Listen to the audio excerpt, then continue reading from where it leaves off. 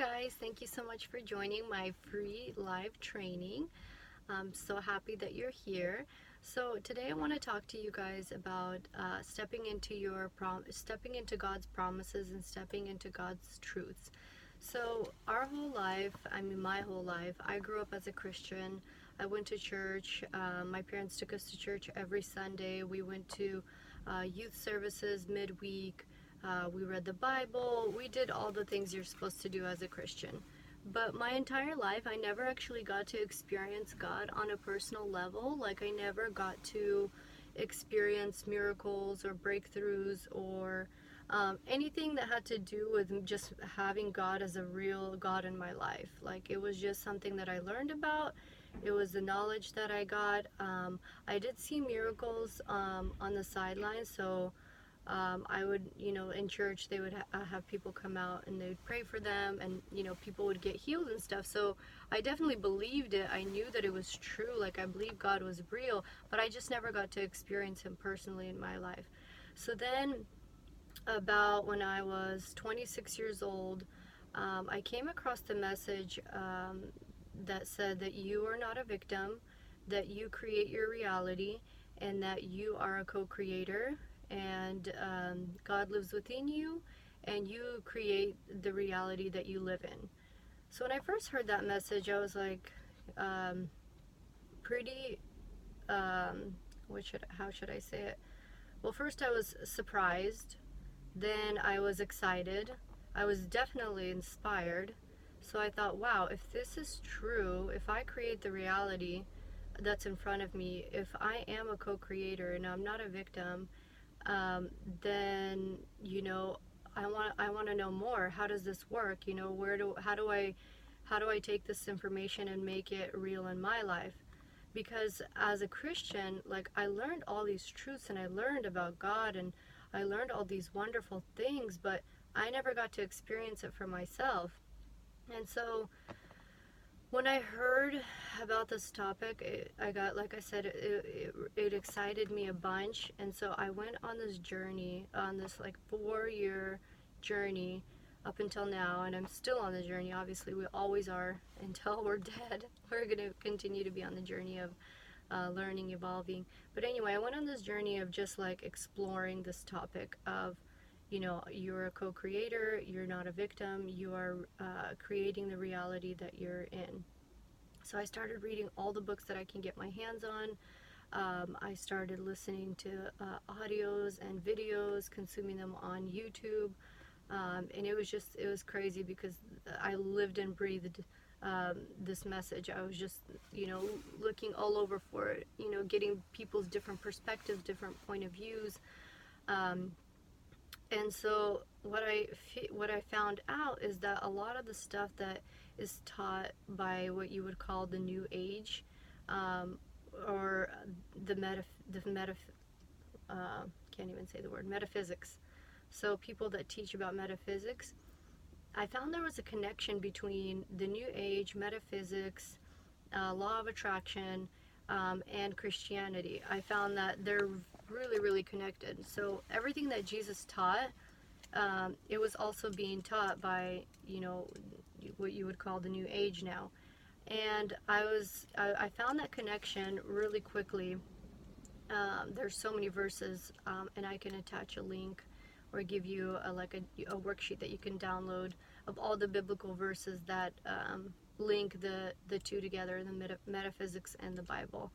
But I was super excited because I thought, wow, I don't have to give up Christianity. I don't have to give up Jesus. I don't have to give up Father God or Holy Spirit. Like, I can apply the principles that they're teaching about metaphysics and creating your reality. I can apply all these things in my life and still get to hang on to, my belief in Jesus and the fact that He died and He rose and He shed His blood for us, and he saved us. Like, I don't have to let that go, but at the same time, I don't have to think that New Age or metaphysics is like woo-woo, demonic or satanic or anything like that, because it's not.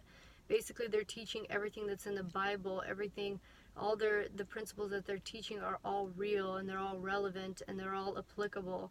So anyway, taking this information, I started applying it in my life. I started applying everything I learned. And the very first thing I learned was that your thoughts create your reality, that your awareness and your intentions, they create your reality. And it all starts with a thought. You actually, I should say, it starts with awareness. You become aware of the thoughts that you're thinking, and you kind of you step back and you watch. You become the, like they say, the gentle observer. You observe your own thinking. You observe the thoughts that are going through your mind. So as you're going through your day, going through whatever you're doing, you just kind of sit back and watch as your thoughts go through around a certain situation. You observe your thoughts, and then upon observing your thoughts, you decide, does this thought serve me? Does this thought, is it gonna bring me life, or is it gonna limit me? Is this thought gonna excite me and bring me is this thought excite me and bring me hope and inspiration, or does this thought make me feel limited and worrisome and fearful? So from that point, you decide, okay, if it is a fearful, worry thought, you take that thought and you bring it back to its source. Where did it originate from? Where did it come from? Where did this thought? Because obviously a thought doesn't come just from out of nowhere. It has a source, and most of the time the source is the belief that it came from. So we all have beliefs that we believe in, and beliefs are formed from childhood. What our parents taught us, what our teachers taught us, what our leaders taught us, what our environment taught us, the certain situations, events, and circumstances we went through. Those all put together create belief systems that we live out of. So what you do after you become aware of your thoughts, once you determine if it's a fearful or a fearful, scary, worrisome thought, you take that thought and you trace it back to the belief, and you ask yourself, okay, where did this belief originate? Is this belief true? Is it ultimately true? So, for example, you could want to go out on a journey and decide that you want to speak, right? You want to start sharing your story. But then as soon as you try to share your story, you have this thought that says, well, you're not enough. Well, your message doesn't matter. And is it even important anyway? Like, who's going to listen anyway? You shouldn't talk about it. It doesn't matter. And that's a belief system that's within you. When you go to start working on your passion work or your purpose work or something that you want to do, for example, like I just said, speaking, and then as soon as you start doing that, you start thinking these thoughts, and then you say, okay, so where are these thoughts coming from? Where are they originating from? And then ultimately, is it true? Is the belief true that I'm not enough, that my message is not enough, that it's not important? Is it true? And then when you look at that as the observer, you're able to say, well, no, of course that's not true. What I have to say is actually inspirational. What I have to say is actually life-giving. What I have to say can change someone's life, and it can give them hope. And so when you look at it that way, you're able to change that belief and say, I don't want to believe the belief that my message isn't impactful. I don't want to believe the belief that it's not important and it's not going to serve anyone and it doesn't matter. I don't want to believe that belief anymore. I want to change that belief. I want to have a new belief that says my message is important. What I have to say is important. The message that I say, the words that I speak are life-giving, are inspirational, they're life-changing. And this new belief that you begin to program into your mind is going to be the new belief that you're going to take action out of. Your behavior is going to come from this new belief. You're going to start thinking new thoughts and the new thoughts are going to come from this new belief, not from the old belief. Now it's going to take time, obviously, because our minds are programmed, and it's taken years and years and years of programming of our mind to get us exactly where we're at now. So when you begin to observe your thoughts and then take those thoughts to the belief where it originated from, and then you slowly but surely start to say, well, is this belief ultimately true?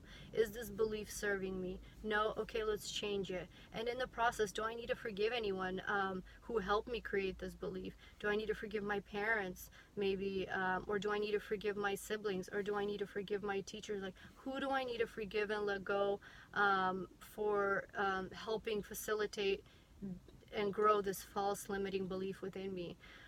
So we release them, we let them go, we forgive them, and we began to program our mind with a new truth belief, a belief that serves us, a belief that when we begin to take action upon, it will bring life into our life versus limitation. It will bring expansion. It will bring inspiration. It will bring hope. It will create a new reality, a beautiful reality. So that's why when I say we create our realities, that we are co-creators, when I say that, what I'm going back to is that with our thoughts, since we get to choose our thoughts, since first off, since we get to observe our thoughts, and then we get to choose our thoughts, and then we're able to take those thoughts and trace them back to the belief, and then we're able to observe the belief and then choose to forgive the people, choose to create a new belief.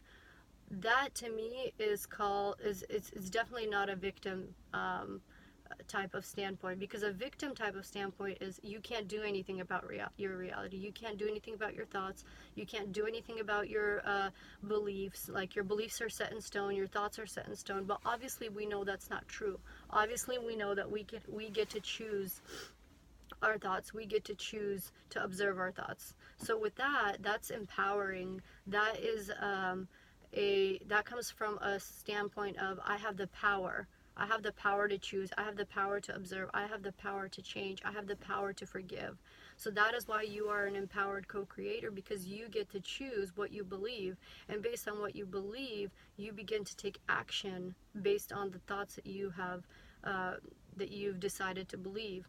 So that's what it all goes back, or that's what it all comes back to, that we are powerful co-creators, and that what we believe to be true, we will take action upon. And so to tie this all together, when Jesus, when he came and he died and he shed his blood and he said it is finished and he completed the work on our behalf, he gave us a lot of promises. He laid down the truth. He said how it's supposed to be. He said miracles are supposed to be a normal part of our life. He said we should be living in abundance of plenty. He said there is so much hope in the scripture and the word of what Jesus brought to us, but many of us don't live in those promises. We don't live in those truths, and it all goes back to because we don't believe them. We don't believe them to our core. We don't believe them to be true in our hearts. We can understand them on a head knowledge, like, yes, I know that I should be 100% healthy. Yes, I know that I should be experiencing miracles in my life. Yes, I know that, I could have breakthrough, but I'm not experiencing any of those things. Why? Because it's up here. It's on a conscious level, and it has not reached my heart. It hasn't reached my subconscious mind. The belief that I'm living out of, it hasn't become a belief. It's just become knowledge that's in my conscious mind, in my upper. So that you have your subconscious and you have your conscious. So that belief, the truths that Jesus spoke, the promises that he promised, they haven't become a part of us. They haven't become a part of our subconscious mind, our hearts, which is what we live out of. So going back to living in God's promises, activating his promises in our lives, we do that by coming into alignment, by installing those beliefs and those truths in our subconscious mind. So let me get a drink of water, because I'm kind of thirsty after talking so much.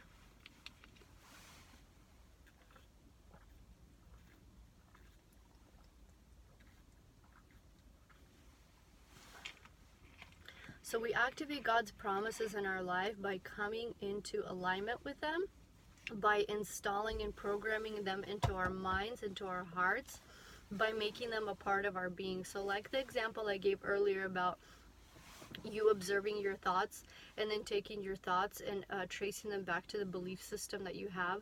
So if you have a limiting, lacking belief around a certain situation, like in the example I brought up around speaking, and you decide to change that and say, you know what, my message is empowering, and then you start taking the truths of God, that I do have a purpose, that I am here for such a time as this. Again, the truth of God, that you were made, you have a purpose, and taking those truths, and you begin telling yourself, you begin programming that new belief, you begin programming that truth, that promise that He spoke.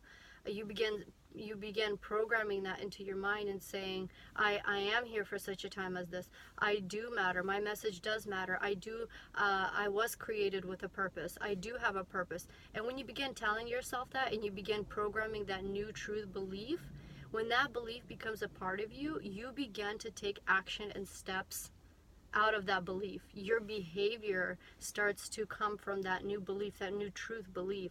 So that is how you activate the promises of God. You activate them by instilling them into your heart, by programming those promises into your heart. And you do that by first observing your thoughts, taking the thought back to the belief that it originated from, taking that belief and changing that belief to be a truth belief, a God promise belief.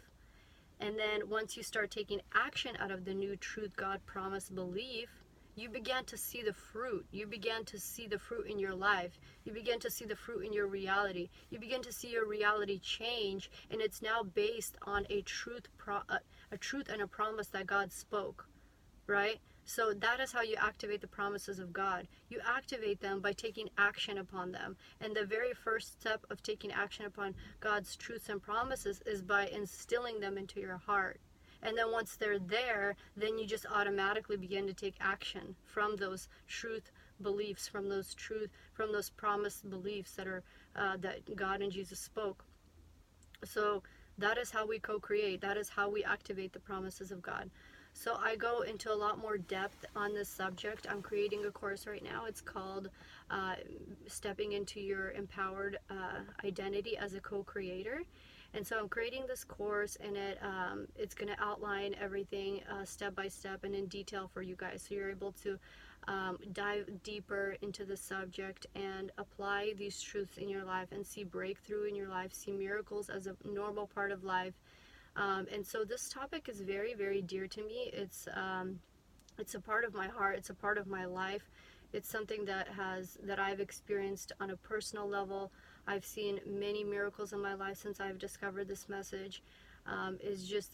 It lives and breathes in me. Everywhere I go, I want to share it because it's a part of my heart, and I want everyone to know about it. I want people to realize that they're not victims of their reality, that they're not, poor me, life sucks, and then you die. Like, that is not our reality. That is not what we were created for.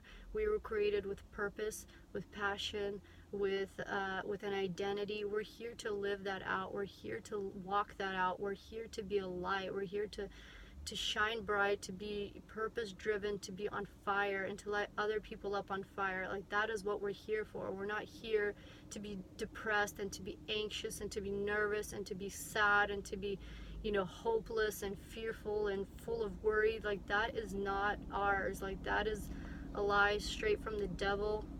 And that's why I feel called, and I just feel like I need to share this passion, this message with more and more people, to light people up, to wake people up to who they are, to their identity. So I'm working on this course. It's in the process, so I will keep you guys posted. But in the meantime, you guys, I will be sending out I already am. I'm sending out weekly blogs, daily blogs. You can find me on Instagram, Marina Nikiforov. You can find me on Facebook. I love to go and just share my message via blogs, via videos. But I hope to see you guys in the upcoming videos and the upcoming posts. And please leave me your comments and reviews and let me know what you think. Let me know if you have questions on how to apply these techniques. And I'm here for you guys, and I love you guys, and I wish you all the best. Until the next video.